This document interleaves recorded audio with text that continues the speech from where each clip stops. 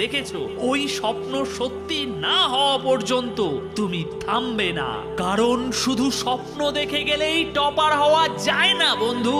তার জন্য প্রতিদিন পড়ার টেবিলে বসে মগজে ধার দিতে হয়, ছড়ি হাতে নিজেই নিজেকে শাসন করতে হয়।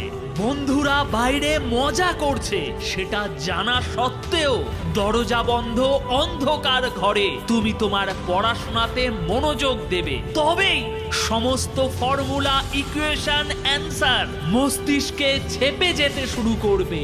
এসবে প্রথম প্রথম খুব কষ্ট হয়, তবে মনে রেখো ওই কষ্ট তখনই হয় যখন তোমার সমস্ত অলসতা তোমার শরীর ছেড়ে বেরিয়ে যাচ্ছে।